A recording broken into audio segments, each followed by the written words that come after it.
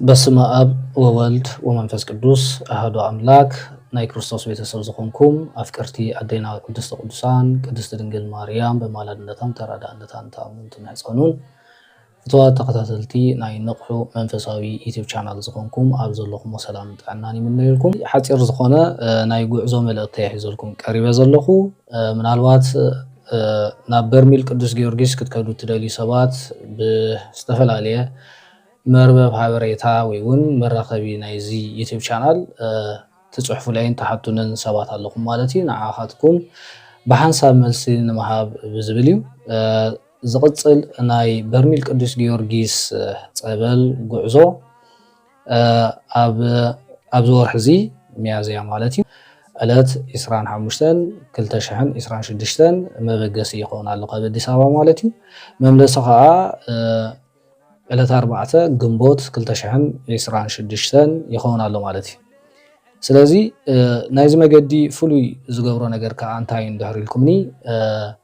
ዕለት 23 ብግእዝ ዓመታዊ ክብረ በዓል ናይ ሊቀ ሰማዕት ቅዱስ ጊዮርጊስ እዩ መዓልቲ ዕረፍቱ ማለት እዩ ሰማዕትነት ተቐበለሉ መዓልቲ እዩ ብፈረንጂ ዕለት 1 ግንቦት ይውዕል ኣሎ ማለት እዩ ስለዚ ናይዚ በረኸት ከዓ ጎኑ ጎኑ ተሳተፍቲ ንኸውን ማለት እዩ ኣብ ጉዕዞና በታ ሓደ ወገን በረኸት ናይ ቅዱስ ጊዮርጊስ ንረክብ በታ ሓደ ወገን ከዓ እግዚአብሔር ፈቂድዎ ነቲ ተኣምራታዊ ዝኾነ ነቲ ናይ እግዚአብሔር ኣምላኽ በረኸት ዘለዎ ፀበል ኣብዚ ሰብ እምነቱ ገዲፉ ብዝተፈላለየ ነገራት ተዓንቂፍሉ ኣብ ዘሎ ዘመን ተጠራጣሪ ኣብ ዝኾነሉ ዘመን ማለት እዩ እግዚአብሔር ኣምላኽ ብዝርድአና መገዲ መልሱ ዝህበሉ ምሕረት ዘውርደሉ ተኣምራታዊ ፀበል ኩሉ ኣብ ዝተፈላለየ ገዳማትን ኣድባራትን ዘሎ ናይ ፀበል ቦታ ፈዋሲ እዩ እግዚአብሔር ብኩሉ መገዲ ስለ ዝዓይ ማለት እዩ ግን ሰብ ከዓ ኣብዚ ቦታ እንተኸይደ ቅዱስ ጊዮርጊስ በረኸቱ ኣይፍለየንን እዩ ጸሎቱ ኣይፍለየንን እዩ ብዓብዩን ናይ ሊቀ ሰማዕት ቅዱስ ጊዮርጊስ ፈተውቲ ዝኾንና ከዓ ናብዚ ቦታ ብምኻድ በረኸት ክንሳተፍ ንኽእል ማለት እዩ ስለዚ እምበኣር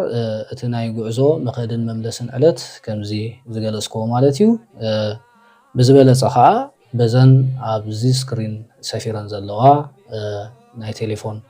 ቁፅርታት ማለት እዩ ብኡ ብምድዋል ናይ ዝበረኸት ተሳተፍቲ ክትኮኑ ብክብሪ ዕድም በረኸቱን ጸሎቱን ኣማላድነቱን ተራዳድነቱን ምስ ኩልና ህዝበ ክርስቲያን ይኹን